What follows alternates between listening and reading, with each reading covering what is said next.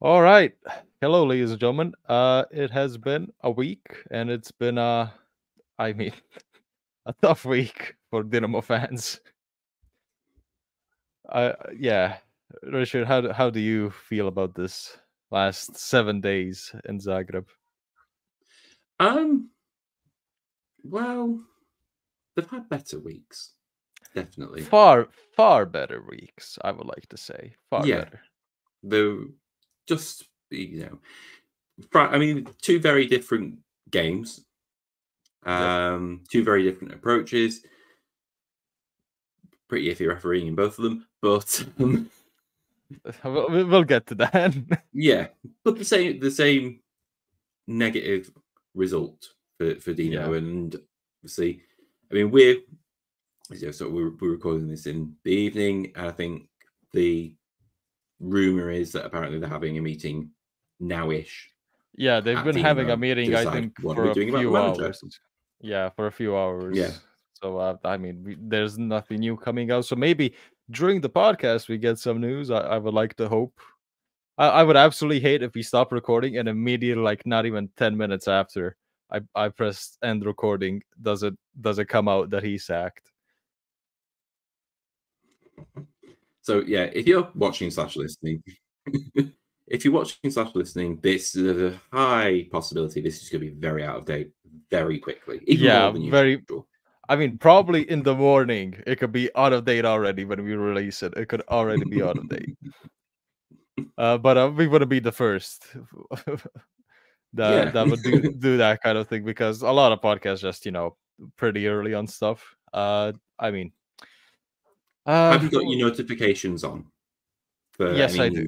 Well, there we go. And I'm also refreshing like most of the sports, the news outlets.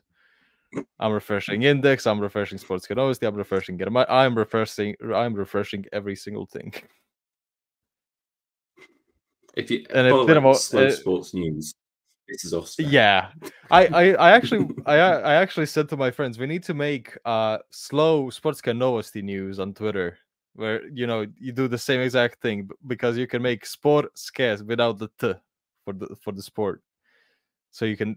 Yeah, I mean, it almost. I mean, it could work, but I don't want to do it. I don't really want to focus on 2 accounts and like try to find some old news on Sports Novosti to post. But yeah.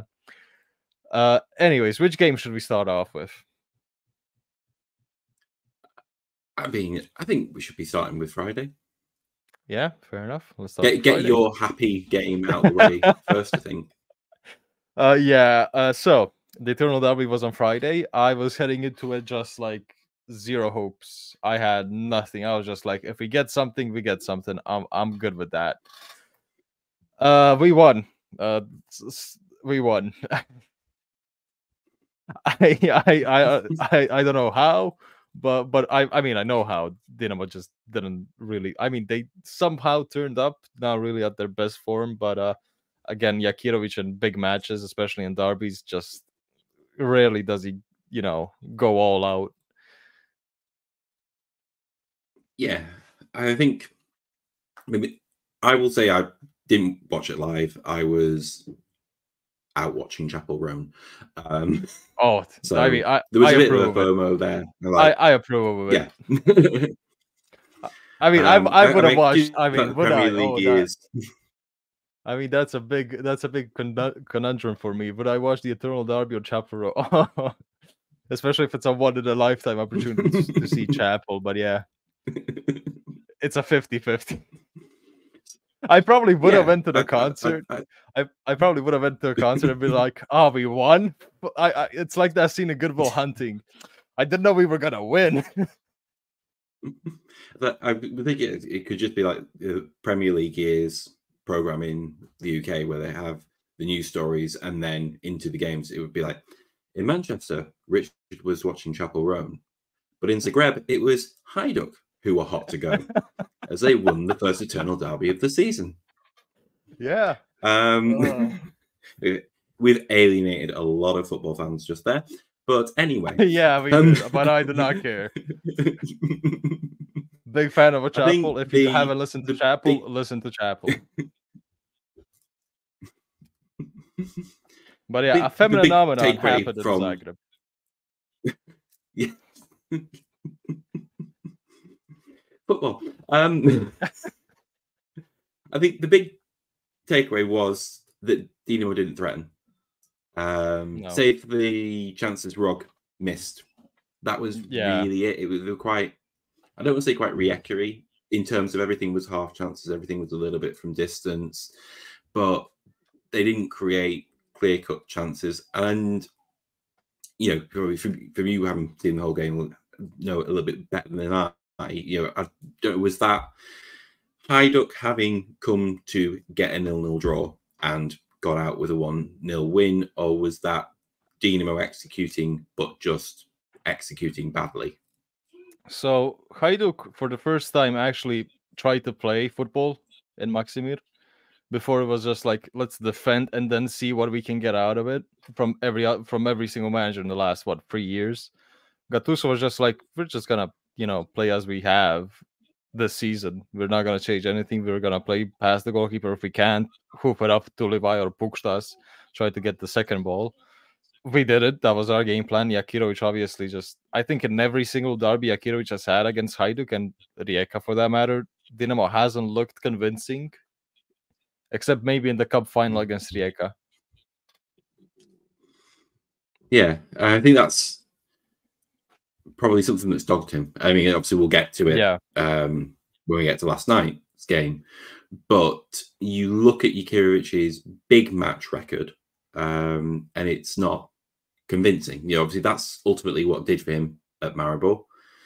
And you know, at Zrinski it was a little bit different because, you know, when he took over, he was just starting to get them on a roll. You know, as a real long-term project. Yeah, but yeah, I mean, even, you know, if you go back to Gorica, you know, again, they would be fine getting their results, but you put them up against the bigger sides, and yeah, they'll give them a game, but they won't. Yeah, they didn't get a result. They rarely got the result. Yeah, except against Hajduk, they beat us pretty often. Yeah. But I mean, to be fair, when Jakirovic was at Gorica, that wasn't much for an achievement being Yeah. then. So it's interesting to see it continue. I think there's a real symmetry, perhaps, that's going to develop between Jakirovic at Dinamo, Jakirovic at Maribor, in terms of if things, you know, do come to a close because of last night, then you're talking about both occasions coming up with, you know, a reign ending with an embarrassing. But, you know, I think if you are picking the moments at which Jakirovic could have been sacked over the past year, yeah, I feel like he deserved to be in far more danger maybe last October, last November than he does now. Because at the end of the day, he produced an exceptional team towards the end of last season. That's not disappeared. And yeah, if you're making the case for the defense for him, you say, okay, well, last Friday, Misic wasn't there. And that's an important part of having that foundation against the big sides. So, you know, you're saying, well, okay, there is a reason perhaps why we can give him an excuse. And, you know, okay, you put Rock there in his place, and, you know, he gets the two best chances Dinamo create in the game, ball to him, and he fluffs them both. There's not much you can do at that. Say, point out, okay, maybe Dinamo's depth isn't what we thought it was, because, you know, at the end of the day, for Hajduk perspective, you know, they've got someone who is always going to be reliable. We do. But yeah, to quickly, I mean, the game really had nothing in the first half. The first half was just, you know, both teams tried to do something, no real chances. I mean, as I said, Hajduk defended really well. Prpic and Ruemovic did a great job of stopping anything that Dinamo tried. Diallo did a perfect job of controlling Cordoba in the first half. Baturina, I mean, and any time that Baturina or Petkovic got on the ball, whoever was the closest to them would just go into them as hard as possible and try to get the ball. So, you know, they didn't have much space to play with as they normally have against the other sides in the HNL. And I mean, yeah, the second half, Dinamo Hajduk gets one chance via perfect turn to, you know, get on side, and then perfect first time finish from him. Then Rog, thankfully the ball just bounces up just before he goes to shoot it, and that's just a bit of luck for Hajduk. But I mean, yeah, everything and everything else is just there was also a chance in extra and in added time from Rog, I think. Stojkovic with a perfect pass, to him. Stojkovic, I mean, for me, he was probably the best player for Dinamo, and he was on the pitch for what, 10 minutes. So yeah, I think they've got a bit of a depth issue in terms of they've got a lot of players, but they don't seem to have the right mix yet. Yeah, I mean, Stojkovic. Stojkovic is coming back from an injury, so you still gotta find his level where he's at. Rog also, and Buku just came in. Torrente has barely played. Cacciavenda is obviously also coming back from injury, so you just, you know, slowly. You can try them now in the games like Slaven, Belupo, and others. You can try them now, especially with the Champions League and HNL week in, week out.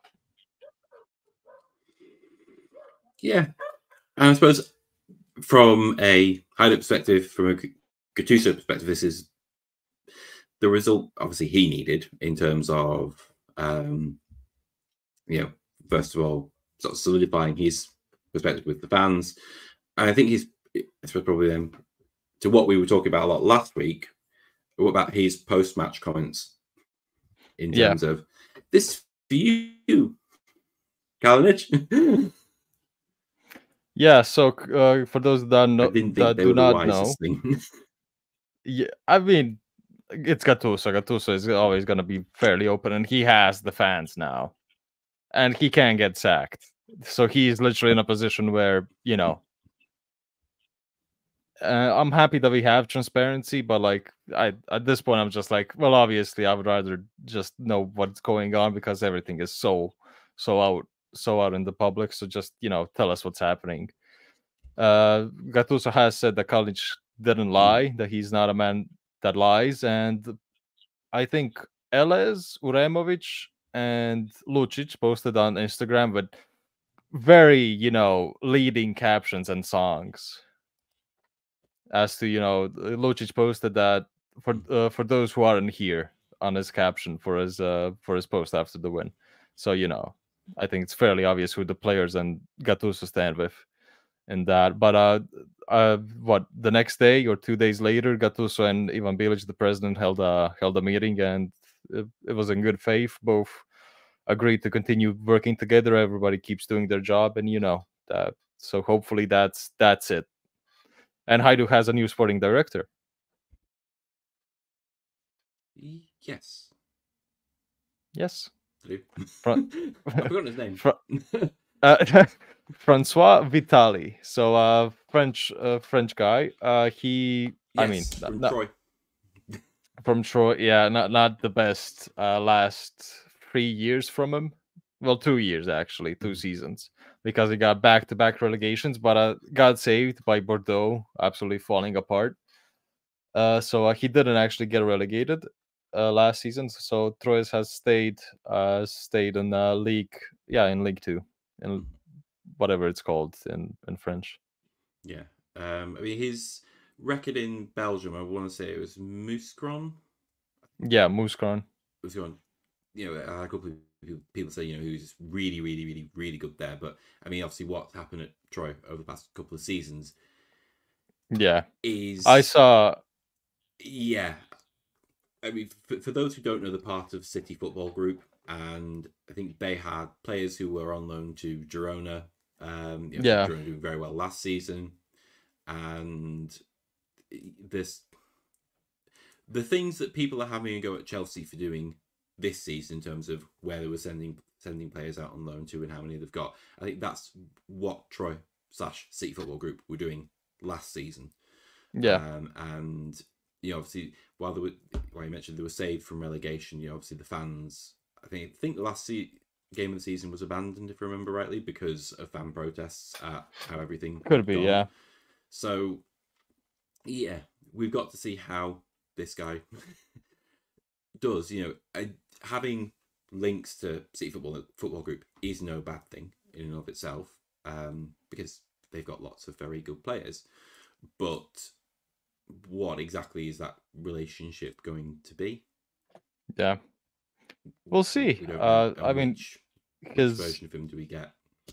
Yeah, his best work that many say was Lille, Monaco. I forgot. I think it's Lille. I think it's Lille. Let's quickly search up because I'm fairly certain it's Lille.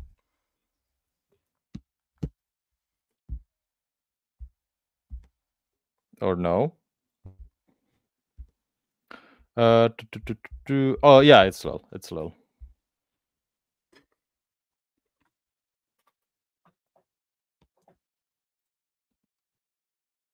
So essentially, he found Eden Hazard.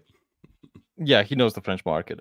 Essentially, he was one of the people that found Eden Hazard and other players that went through Lille's academy. I mean, obviously he was the sporting director at Mouscron, which Lille owns. So obviously, that's the connection and how he ended up there. And I mean, he was a part of that journey from the third tier in Belgium to the first tier for Royal Mouscron. And then he went to Cercle Bruges, and then obviously joined Troyes, as we already mentioned, with the City Football Group. Yeah, I mean, he has experience, which is more than we could say for college. Yeah, I mean, okay, he got chased out of his last club, but yeah, the fans absolutely did not enjoy him. Clubs get chased out of. Yeah, true. I mean, we'll see.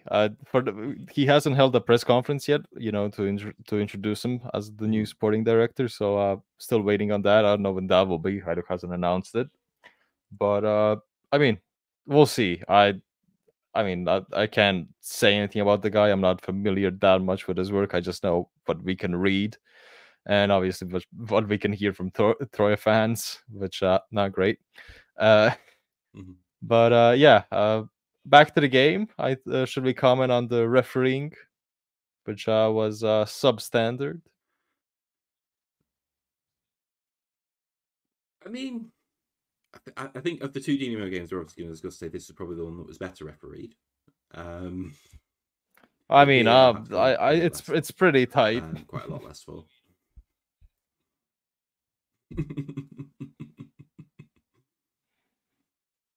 But it didn't. I suppose the thing it massively got in the way, which is obviously, as we'll get to when we talk about the Šibenik game, obviously the decisions there did very much get in the way. Yeah, they did. Proceeded. So, yeah, it's not really making the case. I mean, the best refereed major games we've seen, over the past few years have been the ones in spring where everyone was just getting referees from all over the shop to come in. Yep. So, yeah. Yeah, it's not great. It's not a great look on the league, especially when it comes out that that the foreign referees did a much better job than your local referees in the new season. But yeah, Pajac just had. I mean, it's just his criteria was just all over the place. 1 second somebody gets a yellow, the next second somebody else does it, and he doesn't get a yellow. The yellow red card, the second yellow, that's pretty cheap. Yeah, it was, but not. It was the right decision. Yeah, no, it's a handball. Yeah, but it's not a handball that he didn't do it with attention. Just went into his arm. Yeah, and it was. And I mean, it's under his arm as Diallo. well. It's not. Yeah, we see. yeah. We're speaking about Diallo here, who's just looks like he's constantly just nervous around the ball. Like the ball gets around him, and he just looks like he's nervous all the time. So yeah, he's pretty mistake prone, but a pretty cheap red card. But it didn't change much. Hajduk still held on. Dinamo couldn't really do anything with against 10 men. But yeah, I mean, yeah, just the criteria was all over the place the whole game, all 90 minutes. Yeah, I mean that's the worst thing. Just not for necessarily a game, but just for a referee, for players. I mean, in terms of not knowing where that line is, not knowing the consistency. Yeah, there was also a pretty big break due to the Torcida absolutely putting on a pyro show, and I do not know how you get that many players in. And please, if one of the Torcida fans or the Benfica fans, because I saw some Benfica fans also were there with Torcida, if one of you guys threw those flares to the middle of the pitch, get yourselves into the Olympics. I ask you. I beg you. Especially if you're Croatian. If you could throw a flare that far. But I do think there was some kind of not a machine, but like a slingshot made by the fans. At least I hope so, because throwing it that far is it's unreal. I believe there's a chance to save themselves for tomorrow night's game, in terms of where they're travelling. Because I know that I've seen quite a few articles saying there's going to be Torcida travelling along with the Benfica fans tomorrow. Yeah, it could be. To Belgrade, which should be fun. Like I say, if they've got the, it's like when you get the for throwing a tennis ball for a dog. Just pop the flares in there. Yeah. Yeah, I did see that. Yeah, the Torcida are definitely going with.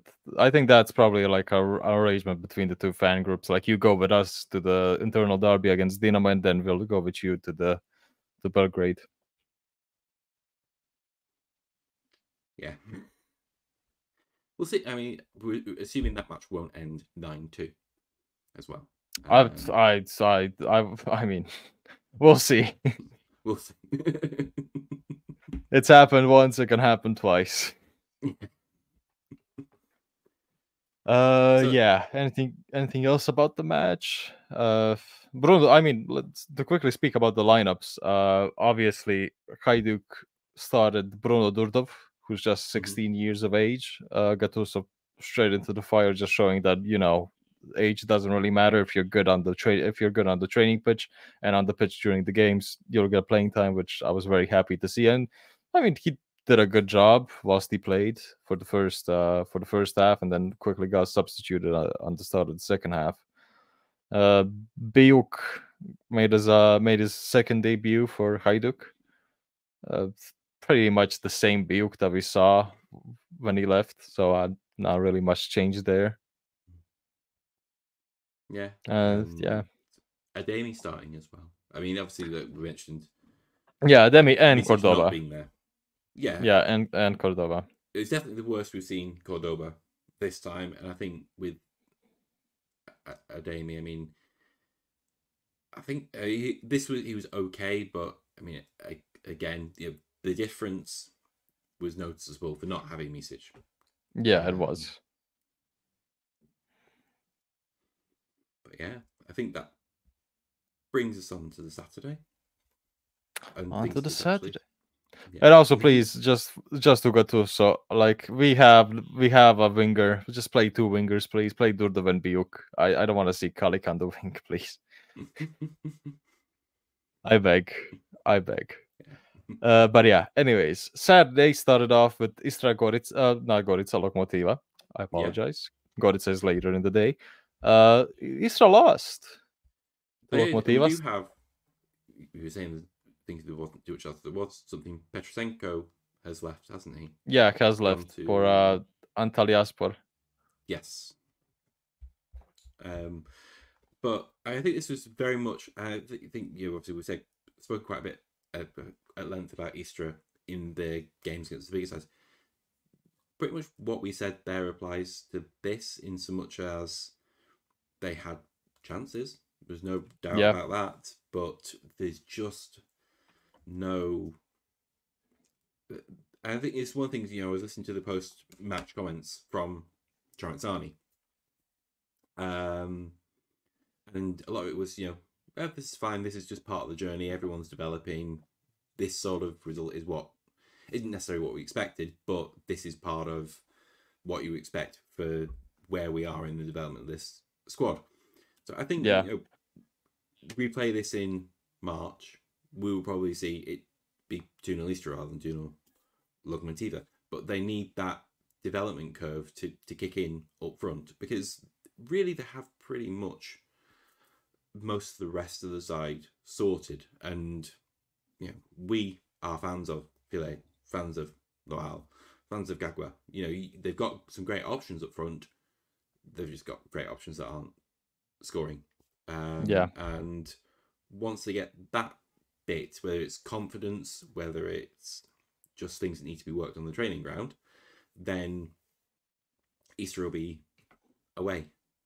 But for now, I think it's maybe slightly disappointing, having watched Istra in the spring and Istra now, that we're sort of seeing them go up in quality over the spring, and then have dipped now rather than kick straight on. Yeah. Because they are better than this Lokomotiva side. They just weren't on this day because Gorica had a very good game. Yeah, Gorica had an amazing game, but Fagolaval missed like 2 great chances. He ran past the defense, was, I mean, essentially 1-on-1 once, and just absolutely scuffed the shot. Second time, Kollinger made it very difficult for him, so I get why, but still, he could have done better. And I mean, Istra just couldn't, as you said, just can't score. They just need to get somebody into form from Filet, Fagolaval, Gagua, maybe even Laqueri. Just somebody needs to start firing for their squad. Yeah, I think the other thing with how they've set up is that Gagua is really, and he's not really starting too much at the minute. No, he's not. Yeah, is really their only option if they want to change things, because So when I was saying changing style, it was Laval wants to get it, he wants to run. Filet wants to get it, wants to run, and you've got good support in wide areas. Kavasic and as we've seen this season, Heister are good players, but all they can do is be playing fairly vertical through balls and try and get up and support players. You don't have the flexibility to not necessarily go direct, but if things are moving slightly slowly, to put in a cross from deep or something like that to mix it up. They're quite predictable from an attacking sense. I think probably what I'd like to see from them, and I will get to free agents that other sides may want later. They need to find themselves a really athletic midfielder, because they had a couple of them a couple of seasons ago, but they've not really got that this season. And I think from a strike force, they just need an extra option to be able to get there in support, because you can't play, you can't, and they aren't playing 3 up top all the time. And when they've got the 3 up top, it's great because they have the separate options. They can bring themselves crossing angles and things like that. But when it's 2 up top, really they were so restricted to just that vertical running, trying to burst through Lokomotiva rather than go around. And they don't even have the options for the cutbacks. So I can imagine it must be very, maybe not frustrating, but there's a part of the game plan there that isn't quite working, and there's a balance that isn't quite there. And if you're Tramanzani, you have to either have that in a change of striker, a change of formation, or a change in who you've got in your midfield. to be able to provide those extra options. Because if you guys aren't scoring, you guys aren't scoring.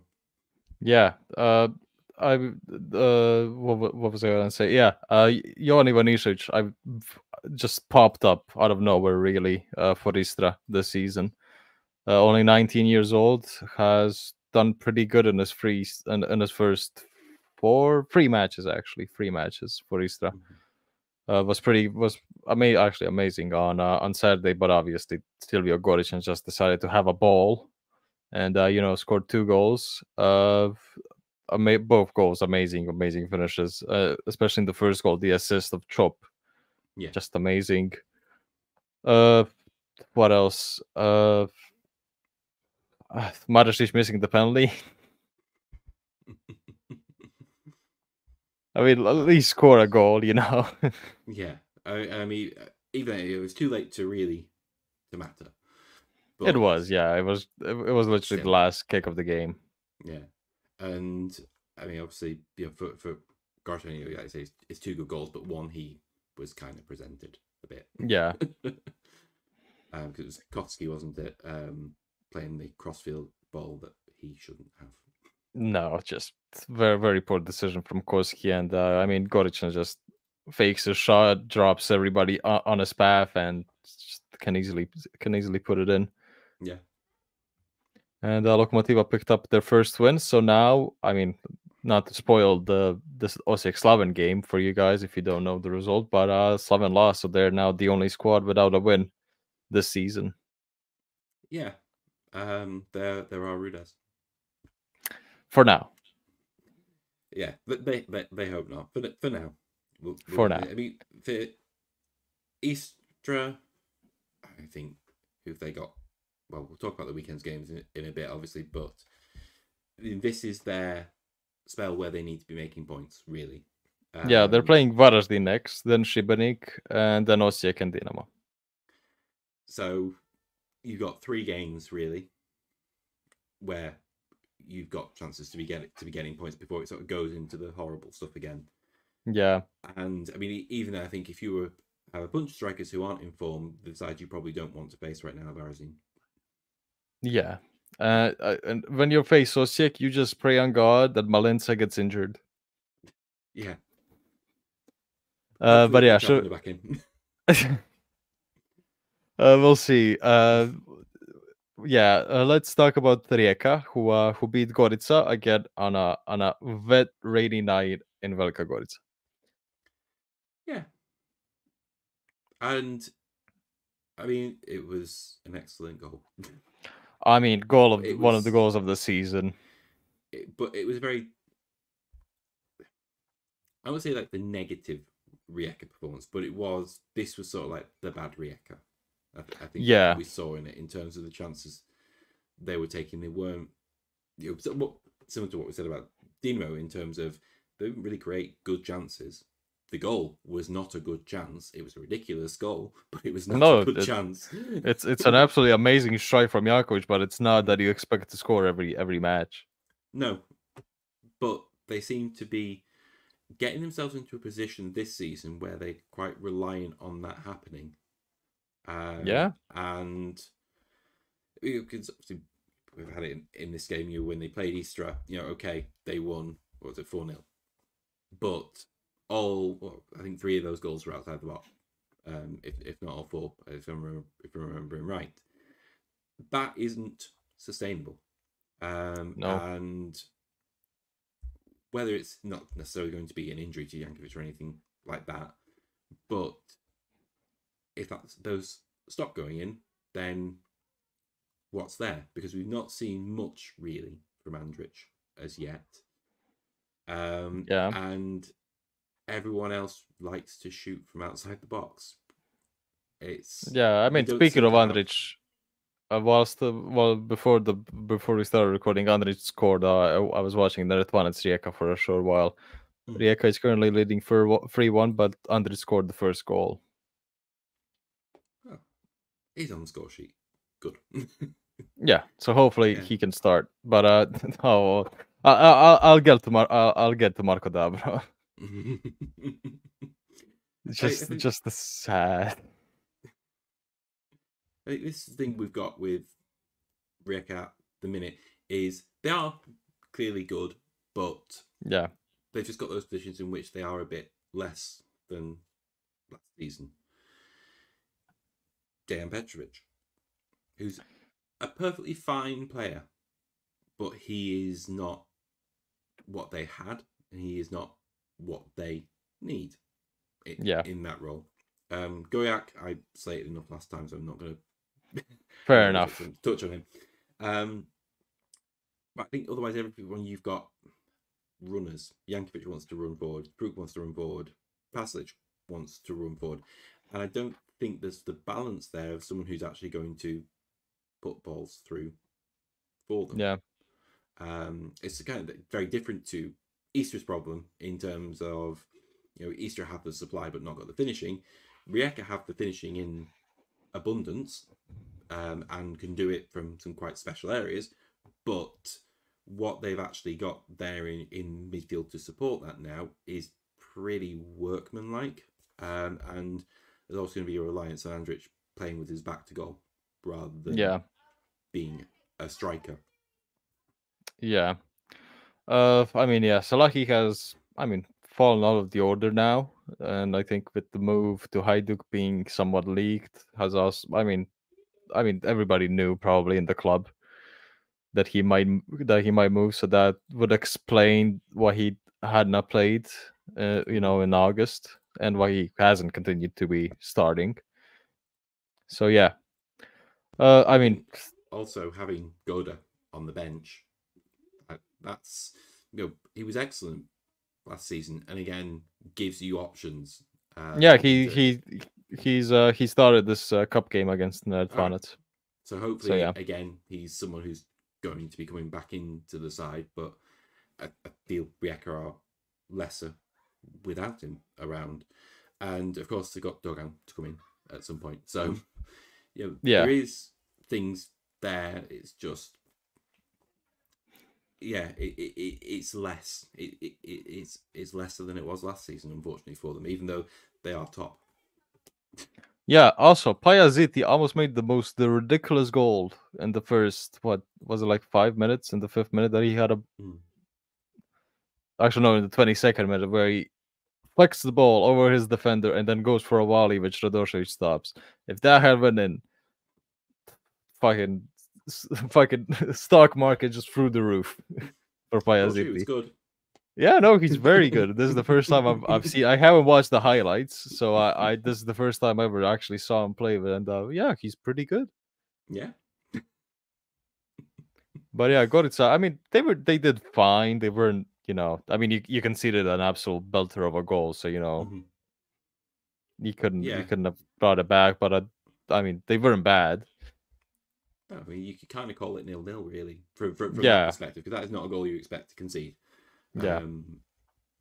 And maybe there were some issues, and Dockett didn't have a great game, and and as soon as Ndoki doesn't play good, Gorica mostly just nobody can really create something apart from him.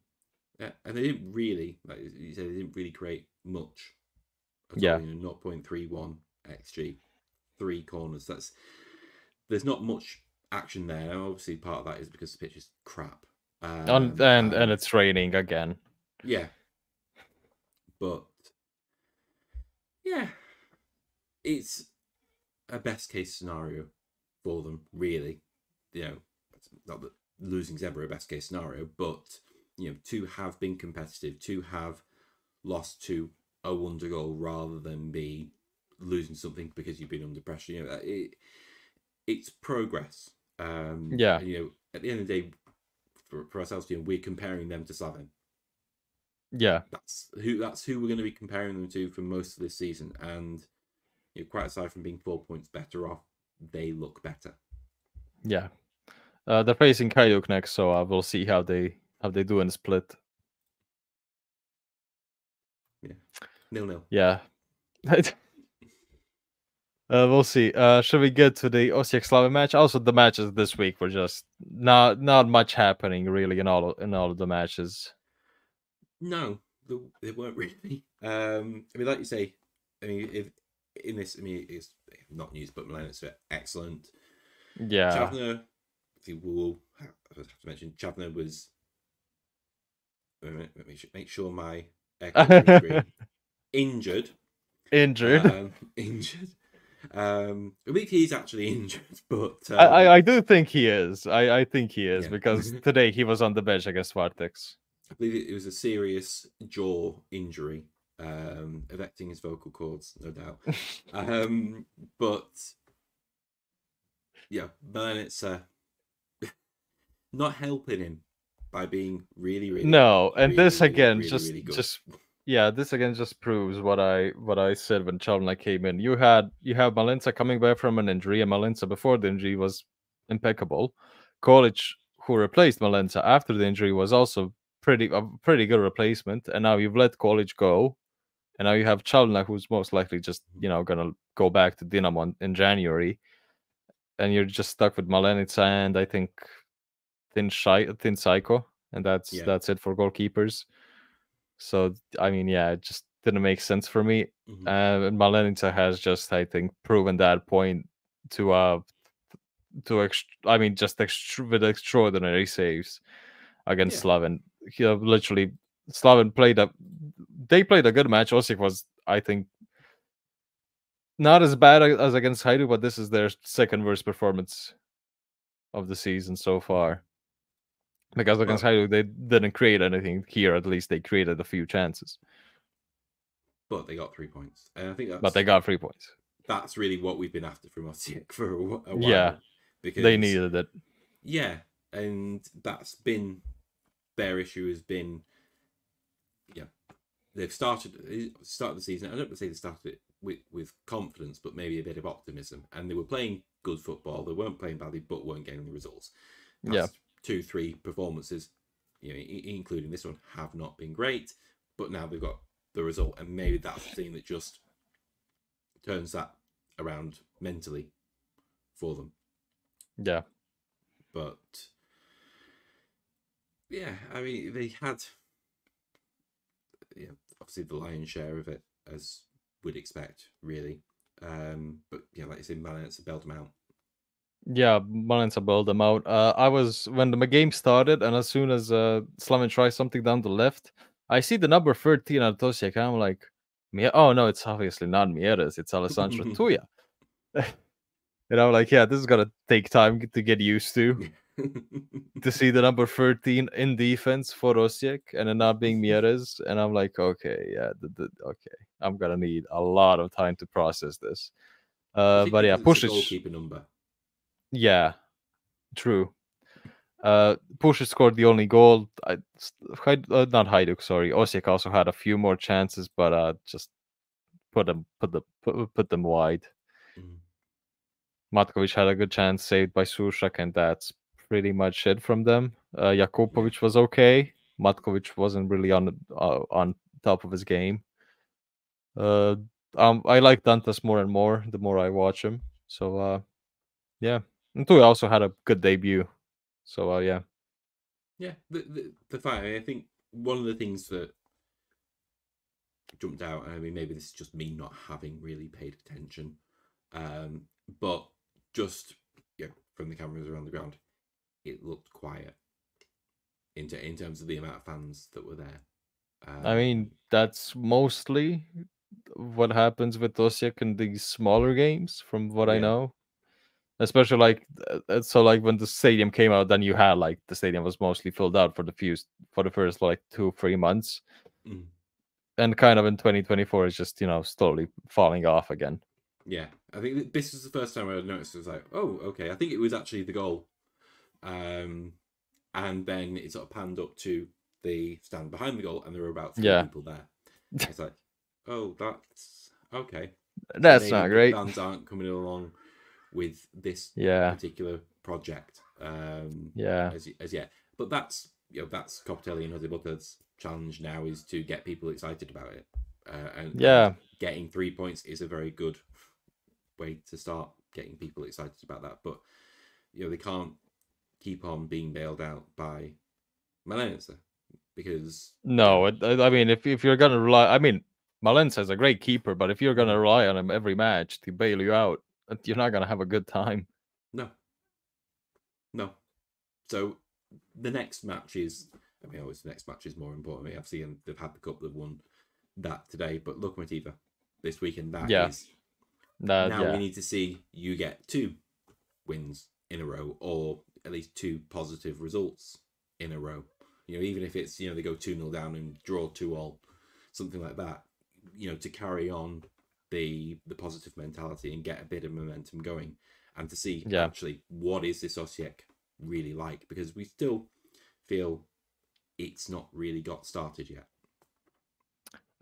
Also, big problem for Osijek is Roko Jurisic, who got injured in that game, and they don't really have a good second option. They have Ivan Cvijanovic, but I mean, Roko Jurisic has been very good ever since he came into Osijek, and I mean, you have Ivan Cvijanovic.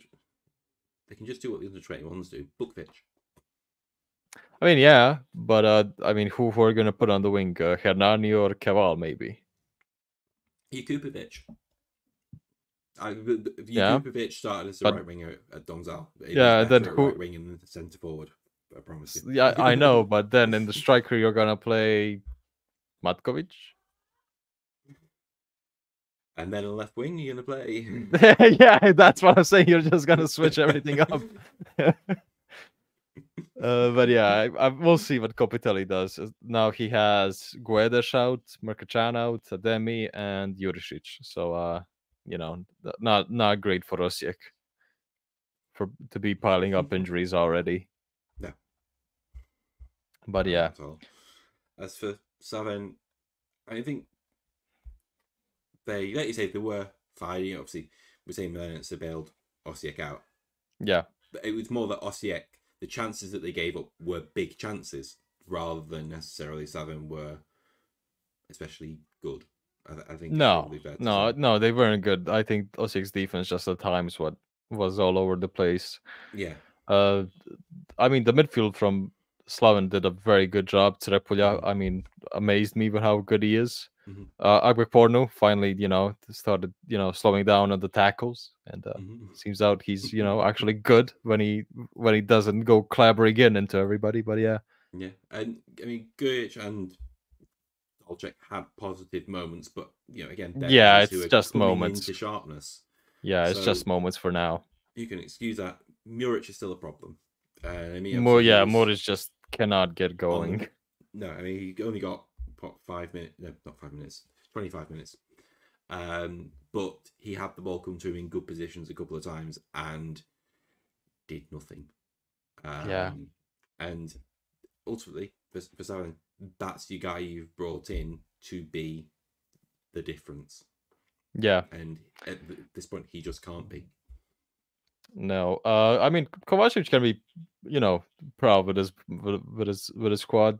Osijek didn't really do much, but I mean, they scored a goal. But Malens obviously bailed out Osijek, so I mean, you can be pretty happy with this, and just continue what you're doing, because I mean, you just need to get the players into sharpness, as you said. Dolček needs to get into sharpness. Grgic, Moric, if you can try. Čubalic looked good after replacing. Actually, after he came in for the last 10 minutes, when he played into Kaimakov's role, looked good. So just get those players in, playing more, and just get their sharpness up, because for now you're not gonna be getting points against Dinamo. So maybe against Gorica, but you just play the guys, try to get their sharpness up, and then then try to get something in the second quarter of the league. Yeah. Speaking of misfiring players, Šibenik Varaždin. Yeah, 0-0, ladies and gentlemen. A lot of chances, but no goals. A lot of chances for one person in particular. Sad for him. He came so close. I mean, not a lot. He had 2 chances, but one chance, that header in the 20 whatever minute. It's like, how? Yeah. I saw it in the goal, man. I was like, finally, and no, he didn't. I thought like, okay, he was full he scored head in hands as well. Yeah, and he scored in the cup, and I'm like, okay, this is the time. He's finally gonna get going, and he just can't. Yeah, I mean, I think from Šibenik's perspective, there's positives there in terms of they kept the first team this season to have kept Sego quiet. They kept Petrosky quiet. They also kept Dabro quiet, but that's on par with everybody. Yeah, Dabro kept himself quiet. It's fair to say, if he gets a goal, then he probably gets two, and he's away. But we know Varaždin are good at the back, and they didn't really give up much in the way of chances. I think Bozic had the best, trying to remember, but his pace is always going to pose a danger for sides. But they kept Majic quiet as well. Yeah. And while it wasn't quite a stalemate, you're still coming out of it with the main talking point of the game being the VAR intervention. That is the stupidest thing I've ever seen.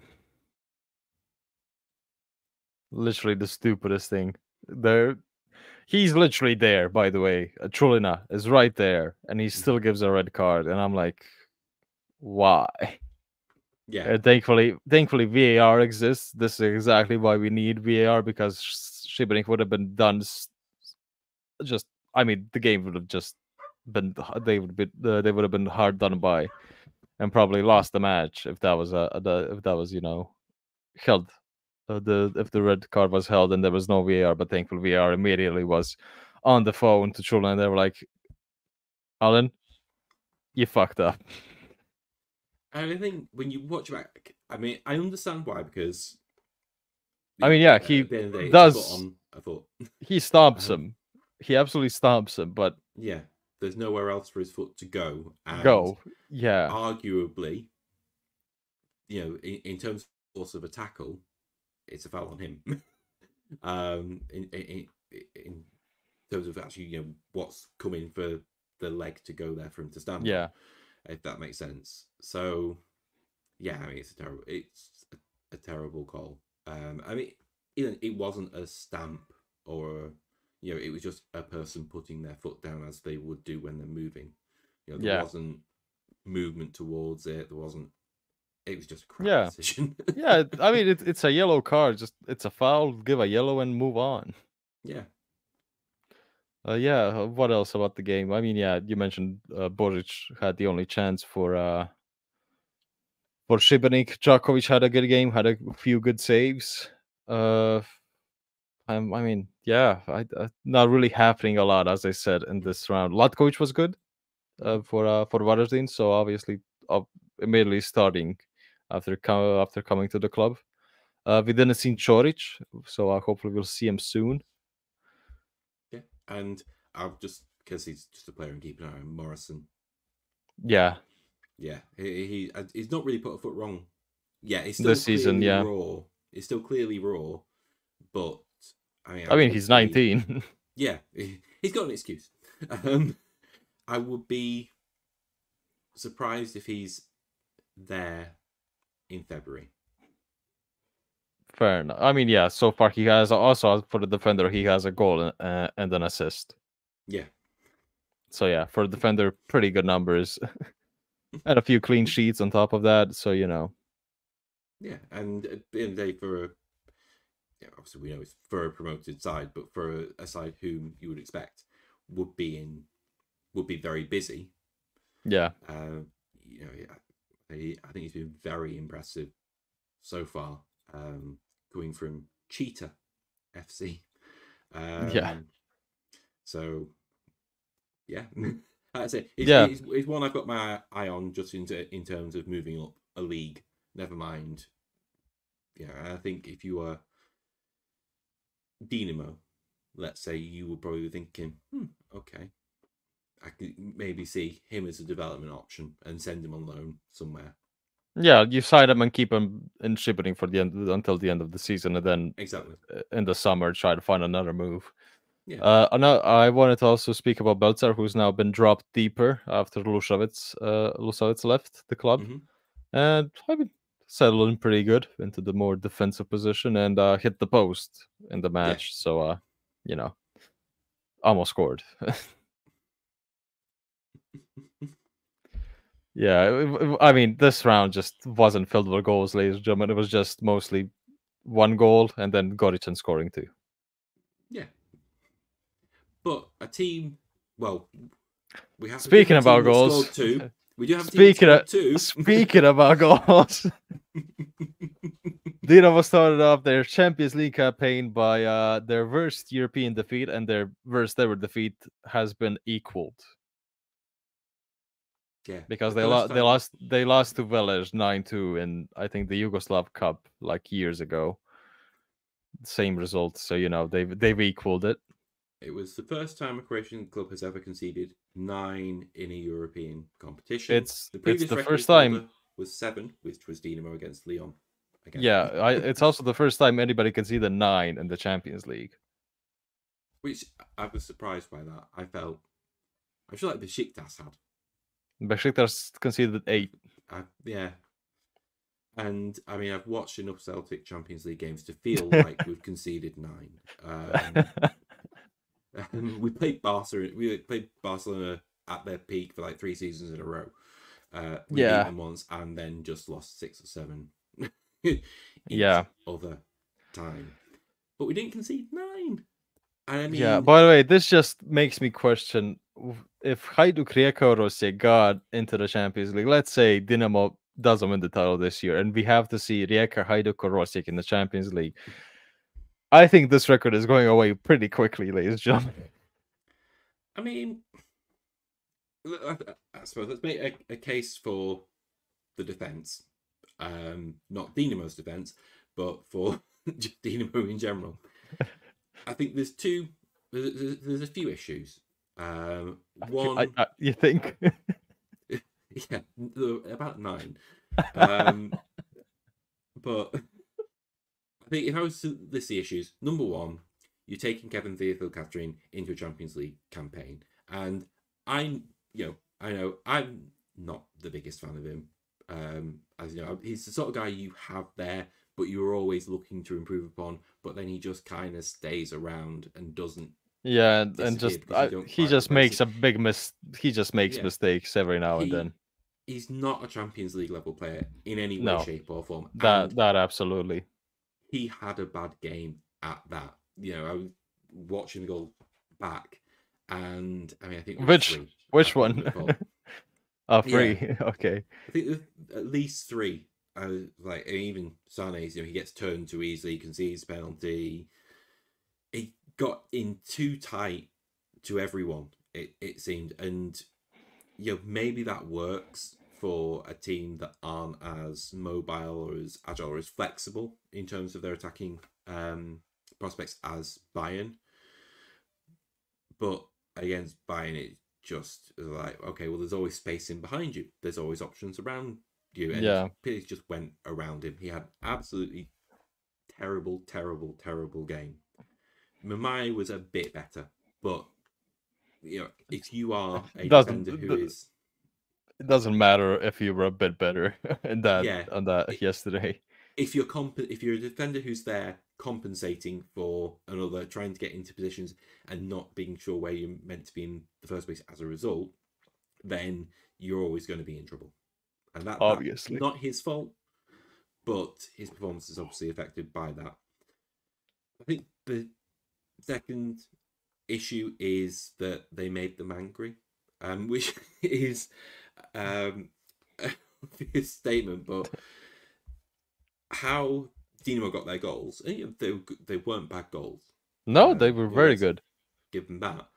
But they get them in quick succession at the start of the second half. It changes the game state. They start to open up a little bit. And then when Bayern hit them, it's quick. Kane, 57th minute. Kane gets one. Chalked off, 60th minute. Then released his goal, 61st minute. And there were a couple of other chances in the sort of 2-3 minutes around that. And it is almost as if Dinamo knocked themselves off balance. And I mean, Piazza almost made it 3-3. Yeah. So there was clear, and I can understand why you sort of open up a little bit, you push forward a little bit, but then once Bayern had knocked them off balance, and they just didn't get back onto it. Yeah. I mean, in a way, there's, I don't want to say there's credit for Dinamo, but they did not go to Munich and just sit with 11 players back the whole time. You know, they actually came out and got back into the game, and that deserves some credit. And maybe, you know, if you're looking at blaming Jakirovic for anything, you're maybe saying, well, actually, you know, you move to 5 at the back, you don't normally play that. Why did you change that formula? Why don't you play Bayern on your own terms? Because it couldn't have gone worse. And yeah, I think the problem is, you know, we say it was 9. It could have been what we had.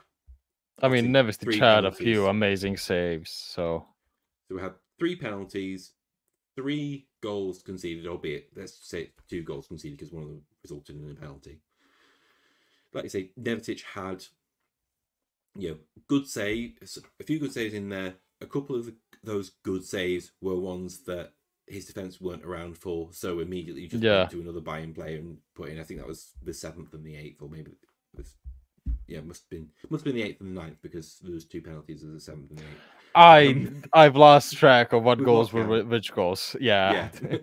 3 of them were from the spot. 4 of them were from Harry Kane. But you know, Harry Kane obviously was very mad for losing to Dinamo. Well, actually losing to Mislav Oršić last time around when he played them. So he was like, you know what? I'm taking it back, ladies and gentlemen. 4 goals, have that. Yeah, I mean, it was 9. It could have been more. I think it could have been more. Yeah, I mean, that's just sad.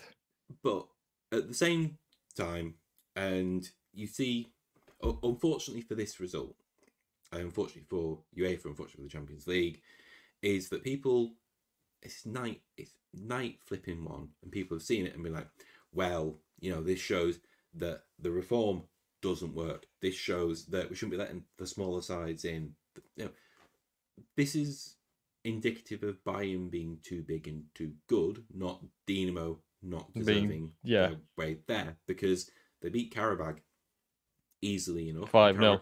Yeah, Karabag are not a bad side, and this is the first of 8 games.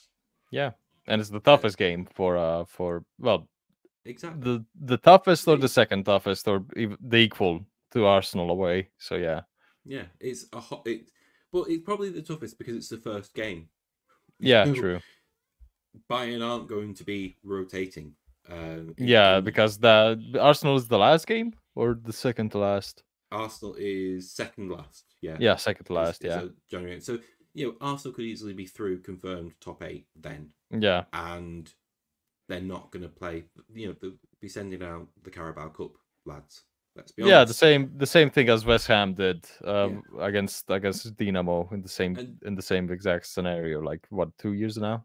3. And that team will not stick 9 goals past Dinamo. Famous last words. But at least we hope so. At least we hope so. So, I mean, I'm tempted to just take it in complete isolation and just forget it ever happened. I think that's what I would recommend Dinamo's board do as well, because Jakirovic is here. You've brought him in to be now a project manager. You've backed him to an extent, but you look at the squad. You've got a clear glaring weakness in centre back role, as I mentioned. You have your toughest game first. You do yourselves credit in terms of getting back into the game, and then things just completely blow up. It happens. Yeah. Also, let's not forget, before the Eternal Derby, this Dinamo squad didn't lose for 5 months. Yeah, this is 2 bad. It's 2 bad results on the run. Yeah, maybe you can say 3, but I wouldn't maybe add that draw to Rijeka in that. You know, yeah, it's a draw. it's all it is. And they stuck. You think of what they stuck with last autumn in terms of, I would say losing to Balkany is a far worse result than this. Yeah, I mean, I would rather lose to Bayern 9-2 than lose to Balkany, Zira, Ružomberok ever again. Yeah. So you sort of look at what went on there. They're losing. They lost to bloody Gorica, Yeah. in the league. Lost to Hajduk. That was directly before the Balkany result as well, of course. So yeah, it was. It's in that aspect. We take this as almost exactly the same spell. You didn't fire him then. Why would you fire him now when all you've got lined up is Niko Kovac? If that's and then not Bielica, I think. Well, his stock's gone down, but I mean, again, Bielica will be fine. But what's there that's an improvement? Yeah, from Jakirovic, obviously. Yeah, because in the spring, if he loses against Slaven, if he loses or drops points or drops points to Slaven, then yeah, I would get it. Then it's like, okay, you haven't won in 4 games, you got a bet us by Bayern. It's time to go. Yeah. If they do anything, in my eyes, it's premature. Yeah, same here. I mean, this is a man that we were, hailing as the best. The hailing Dinamo as I mean, they, as I said, they hadn't lost since the 5-1 defeat to PAOK. Ever since then, they were just winning, and winning. Yeah. So as soon as the form drops slightly, I mean, can we call 9-2 loss slightly? But you know what I mean. 2 losses, and then you're like, yeah, done, gone.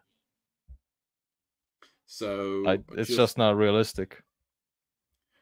Doing my little news check.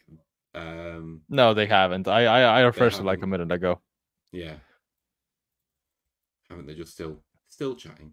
But no, nothing. I would give them a chance. I mean, I think if you got this far, at least, like I say, they're not going to lose to Slaven. They're not going to lose to Lokomotiva. So really, then your next one is Monaco. Maximir. That's probably... and that is a match you need to get something out of if you want. Exactly.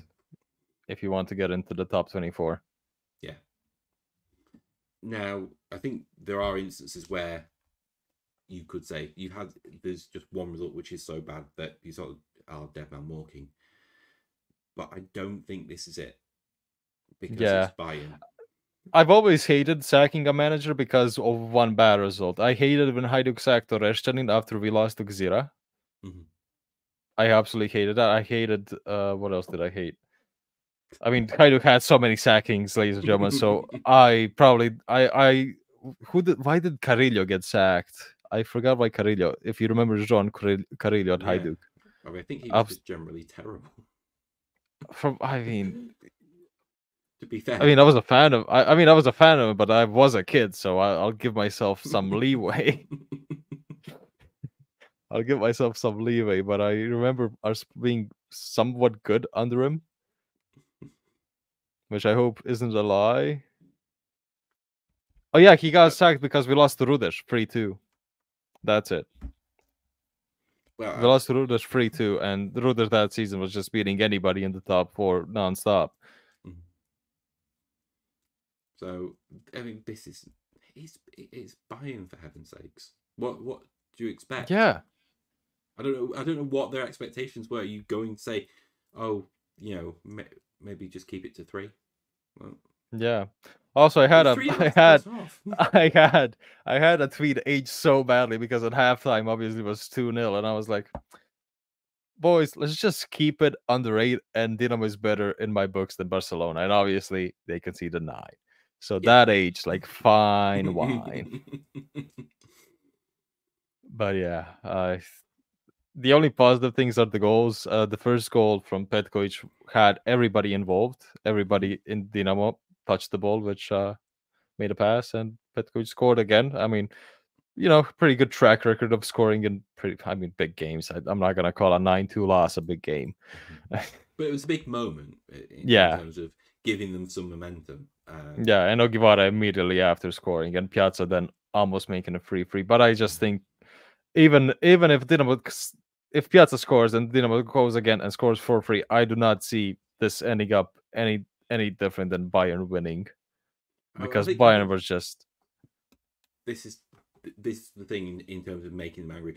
I think if it's 3-0 and it's 3-0 on 60 minutes, 3-0 on 65 minutes, Bayern will just take their foot off the accelerator. yeah.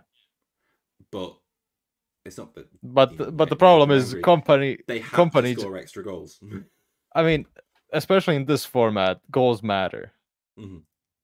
You know, this is a league. This is now a league. You know, if you're most likely going to be tied with somebody on points, and a 7-goal win is, you know, any kind of 3+ goal win is going to help you massively if you want to be, you know, in the top 8 or top 24. So obviously, I think in this you just got to be merciless, as Kane said. That company just asked them to, you know, just keep going, don't stop. Yeah, but they needed to get insurance goals when it was 3-2, so they just carried on. Yeah, but like you say, I mean, it gave them more incentive to score. Yeah, but it works the other way as well about the goal difference. You know, all this is just -7 goal difference. So getting draws isn't really going to help you. Now you're probably going to be looking a little bit more attacking against Monaco, against the other sides, because 1-1 doesn't do anything. You're going to have to be getting points rather than relying on, okay, you know, maybe I can get through by the odd goal. You're not going to be able to do that anymore. No. I mean, yeah, it's the worst loss. And how did the Bologna and Shakhtar drew? Sparta Praha, Salzburg 3-0 to Sparta Praha. Okay, Salzburg is not as good as I thought. Fair enough. I mean, but yeah, well, we got Bruges Dortmund, so that could be, that could be 4-0. Celtic, Slaven Bratislava, that could be 5-0. Hopefully. Hopefully. Well, to be fair, we've not got the best record against Slovakians. You do not. No, it was just Art Media, Bratislava, and that will just bring any Celtic fan really in cold shivers. But you know, this is not going to be the only result where a side is taking 5, 6, 7 goal gap. Yeah. It isn't. It just isn't. And that's, in a way, it's sad for the competition. But that's just how it is. And also fair play to the Dinamo fans. The Bad Blue Boys just were making noise all match through. So, you know, always gotta applaud that. And they didn't do a Armada in Ljubljana. So, you know, thankfully.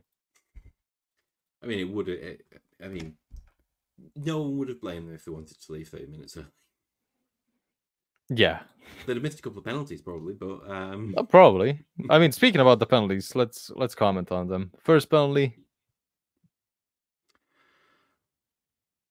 So, just in general, penalties, I don't like stutter-step penalties. I think they run a little bit contrary to them being sporting. Yeah, to me, it's just cheap. Yeah, and I think you saw with the two. So obviously Kane has his 3 penalties. The second penalty, he just hits normally and never gets right, goes for the other 2. He stops. Basically does exactly the same attempt to save both times, in terms of he ends up about 3 yards in front of his line, going the wrong way and just looking silly. But I still kind of feel you should kind of be pulling people up on that. It's not really, you can say play with timing, but I think that's a bit much. In terms of the refereeing, I mean, obviously the refereeing wasn't good in terms of how much VAR had to intervene and correct it. Yeah. For the first penalty, it didn't look at it like in full speed, but when you're slowing it down, it's probably right. I think the one that's contentious is the handball one, because certainly the angles that tend to get shown were the ones that weren't very clear. No, yeah. And similarly, I said to Diallo, you know, like, okay, is it it might be an infringement. That's an opinion bit, but where's the logic in it in terms of where is arms meant to be? It's not. Yeah, no, it immediately reminded me of the Eternal Derby we won when Hansa scored, and Borja Lopez goes up with Sudani for a header, and Sudani kind of pushes on him down, and he throws his hand upwards, and Sudani tries to hit it and hits his hand. Borja Lopez also got red carded for that, which, our referees, ladies and gentlemen. Which, I mean, he has nowhere to go with his hand, but then again, I've lost track of the handball rule for the last 2 years, so I'm just like, fair enough. Yeah, I think probably the main thing you can say about the penalties is that there were 3 penalties, yet in the entire game, Dinamo only got 1 yellow card, and that was for arguing, not for anything like a penalty. Yeah. Very true. And it wasn't even a particularly dirty game. No, it wasn't. It was. I mean, the penalties were just like, oh, okay, he called for a penalty. Fair enough. Yeah, it's just like all the fouls were in the box. Yeah. I mean, that's mostly because Bayern was just in the box constantly. So I'm watching the game on my TV here. I do this on my screen to just see what's happening in the other games. Boom, chance for Bayern. Boom, like as soon as I look back, oh, chance. Yeah. And I was just like, give it a break, guys, please, for 1 minute. I think really the only outcome you can come out of it for Dinamo is just don't do that again. And that's about it. Yeah. It's not even I don't even feel like there's a learning experience there. There might be a learning experience for some like Baturina being around those players, seeing the movements and things like that. But as a whole team, and even as Djurkovic, is just don't do that again. I think that's tactical. Don't set up with 5 at the back again. Just don't. That's not how you play. That's not how you work. And I think it probably undermined midfield as well. And don't concede 3 penalties. But you're never going to do that again. I think that's a one-off. I mean, all of these big losses were mostly one-offs for Dinamo in Europe. And it's also Dinamo's 30th loss in the Champions League, I think. And they played like 36 matches. So, obviously not a great record, but I mean, they've always gotten tough groups. But now, I mean, they have games that they can win. Monaco, not favorites, but I mean, as we previously said, if you want to do something in the Champions League and potentially get that knockout playoff, you gotta get at least a draw against Monaco, especially now that you conceded 7. Yeah, you got to do it in your home games. Yeah, you literally cannot lose your home games. Maybe against Dortmund you can allow, but then you gotta beat Salzburg, Slovan, and Celtic. Yeah, and that's it. So yeah, what else? What else about the match? I mean, if I ever hear Yabba Dabba Do ever again, I'm gonna shoot myself. I've heard it enough for this season. I'm done with watching Bayern home games. Yeah, definitely. If they do get into the final, which is obviously at the Allianz Arena, are they gonna play that song whenever Bayern scores? Because I hope not. Because it's had a similar incident, have we? No, because it is a neutral stadium. Yeah. I mean, it's gonna be a neutral stadium by the logic, but it's gonna be a home game for Bayern. So yeah. So technically, they shouldn't play it. They shouldn't play it, but you never know. That's May's problem. Yeah. Let's get into the round 7 of this weekend, which starts on Friday with Varaždin Istra. Istra is back on Fridays, ladies and gentlemen. That's just an absolute... That's such a Friday game, isn't it? It is. It is. I mean, it has Istra in it, so it's a Friday game. However you spin it. Yeah, I mean, that's the most Friday game. And like you say, Friday games are either very good or very not. And I'm Suffice it to hoping. say- I'm just hoping we get a repeat of the 5-4. Yeah, but I mean, suffice it to say, I'll probably turn down Istra Varaždin for Chappell Roan again. Listen. Yes, just yes. I mean, just have Chappell Roan whilst watching the match. You don't have to listen to the commentators. Sure. And then on Saturday we have Slaven Dinamo and Hajduk Gorica. Slaven obviously just hoping that Dinamo doesn't do revenge on them. Just be like, yeah, guys, we lost to Bayern. You're gonna get it, ladies. You're gonna get it. This is Bayern made them angry now. It's just a spin. And then Hajduk Gorica, yeah, we'll see if Hajduk can, actually continue with the good form they have now. Mm-hmm. I mean, it's good form in terms of results. It's not necessarily good performances. I think that's the thing. I mean, it was an okay performance against Dinamo. Yeah, I mean, it's not the best. It's still a bit Karoglany in terms of just from an attacking perspective. Just not crew. I mean, Levi is literally just doing everything in attack. The difference is going to be mentality. In terms of Hajduk and, as I said, Gattuso just play Biuk. Just play Biuk and Durdov and Bamba. Just get the two wingers and get them to create something, because Kalik cannot create anything. No. And when he does, it's rare. Yeah, he's, be fair to him, he's very good on effort. I don't think. He can't. When you play Kalik, you're gonna get somebody who's 110% into the match, who's gonna run his ass off. Yeah, but that's 110%, 6 out of 10. Exactly. And then on Sunday we have Lokomotiva Osijek. Chappell going to his ex-club. Chappell in a derby, yeah. But he's not gonna play, so the odds are actually 50-50.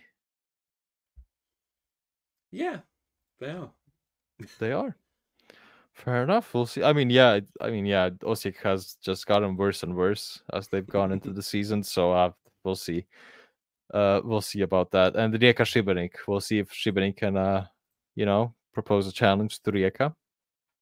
Or if they can 25 yards again. If it's Fruk, Pašalić, or Jankovic just gonna decide, let's put a top in. So, Jankovic, like Fruk is probably gonna be like, listen, Ninko, I know you scored a belter. You probably have goal of the month in the bag, maybe even the season.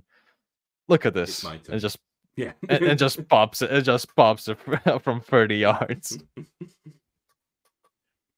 But I mean, it's an exciting round. Yeah, I mean, I think it couldn't fail to be more than the last round. I think it's fair to say. Yeah, like people just score some goals. I'm looking at you, Marco Dabro. Yeah. Like I don't have him in my fantasy team, but I have Mitrovsky and Boršić, so those two can get an assist. Yeah. He needs to watch Harry Kane and get some tips. I think that's it. I think the tip from watching Harry Kane would just be have 3 penalties and score them. I was gonna say just get 3 penalties. Just ask your teammates, hey, get me a penalty. But then again, Mitrovsky can say, yeah, boss. But the problem is Mitrovsky is the penalty taker. Okay, Sega can be like, yeah, boss, and Mitrovsky can just get injured. We're not wishing that. Yeah. I mean, listen, guys, just listen to Chappell Roan. That's our send off. Hajduk will have to go, and for Dinamo, good luck, babe. And for Chaplina, kink is my karma. Karma is my kink. I think that's more Jose Botto, whose kink is that on Chaplina, to be fair. Yeah. Karma is my kink. That's the name of the song. I mixed up the words. But yeah. What's your favorite song? Let's end off like that. I mean, I was quite early on. By the way, I before you actually continue, I completely apologize to everybody that doesn't know who Chappell Roan is. Well, I mean, if you're watching this, I mean, let's be honest. If you're watching this on YouTube, you've got a search function right there. If you listen Yeah. to Spotify, you're on You have Spotify for fuck's sake. You literally have it like. Well, I mean, why am I pointing? They're on Spotify. I was to say I was an early adopter. I got into it like just after Midwest Princess came out, so but I'm very Red Wine Supernova. Anyone who starts just really filthily rapping. Same. Yeah, that's me. That's me too. But yeah, good to know. I would have taken you for a Chappell Roan man, but you have impressed me. You're welcome. If you had a wand and a rabbit, even if you had a wand and a rabbit, you wouldn't be able to get Dinamo to win at the Alliance Arena. And on that note, I mean, yeah. Speaking of filthiness, Dinamo got done filthy, and hopefully nobody gets done filthy like that again from Croatian clubs in Europe. But Hajduk has taken a few beatings from. Dinamo got 7 more chances.